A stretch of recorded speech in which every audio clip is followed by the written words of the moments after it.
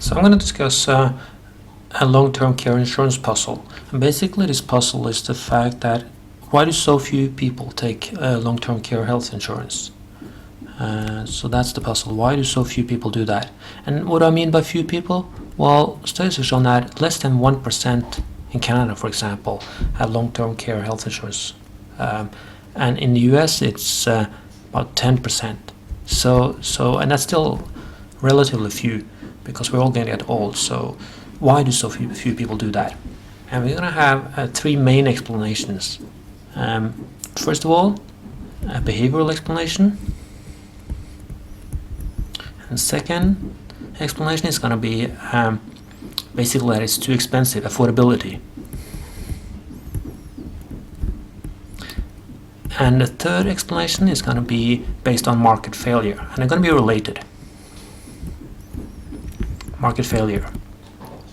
Now, the first explanation is kind of easy. It's just we underestimate risk, for example. We don't believe that we have a high risk of actually ending up needing this kind of insurance, so we're not going to buy it.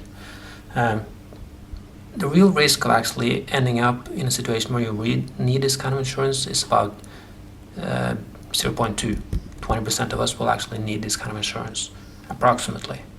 And people may underestimate that risk, and that's why they don't buy it. So that's a possible explanation.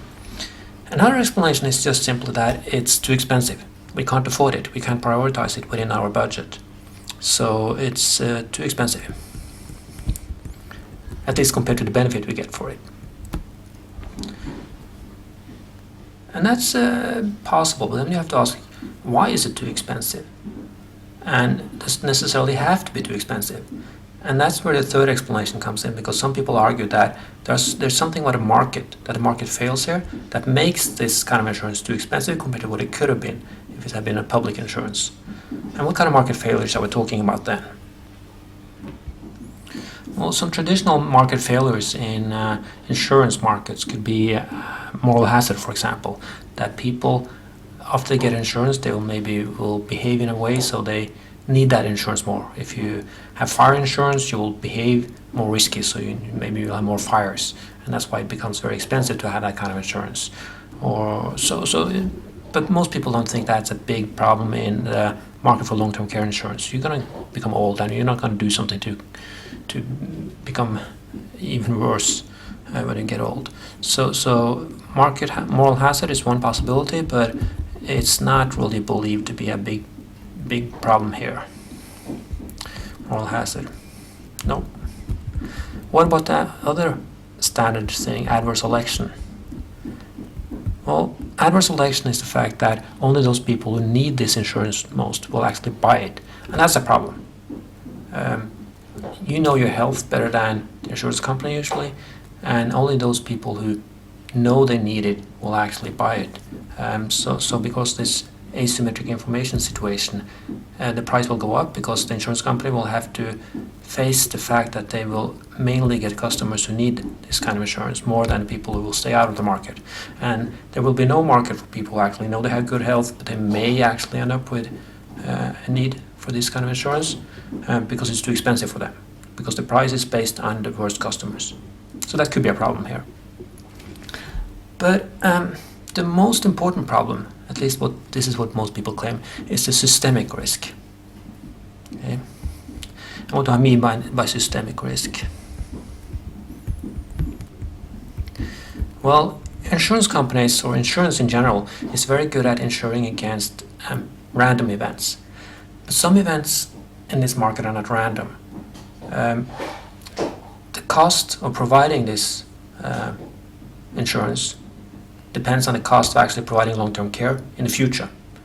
And this could be in 40 years or 50 years. And we don't know much about this cost, but we do know that it depends on labor cost. And we don't know enough about labor cost in the future or technology in the future to exactly know this cost. And because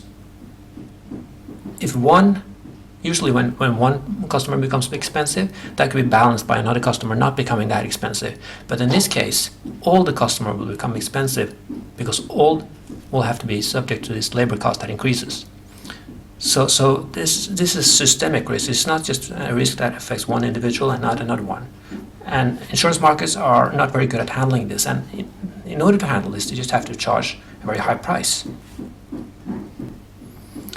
And what I mean by high price here, well, studies have shown that in this market there's about a 50%, up to 50% loading cost, meaning cost above what they think the payment will be in the future. And that's higher than in most insurance markets. Insurance markets have, for example, 10%, 20%, but 50%, that's really high. So the cost will be high because of systemic risks. And that's why a lot of people cannot afford it, or at least it's too expensive compared to what they think the benefit is. And that's why so few people actually take this kind of insurance. Now, of course, there's one more explanation we should mention, which is, and you could add as a fourth explanation here, which is that, let's say fourth explanation, the government already provides it. There's no need for it. No need. And this is basically the crowding out argument, that the government already provides some kind of health insurance and long-term care insurance. So why should you buy an extra insurance? And that's why so few people do it. And that's, of course, part of the explanation. But it's an interesting argument because it has been shown that if the government actually provides only catastrophic insurance, that will actually create a market or create a problem for private insurance. So in order for the private insurance market to work, you basically need not to have public insurance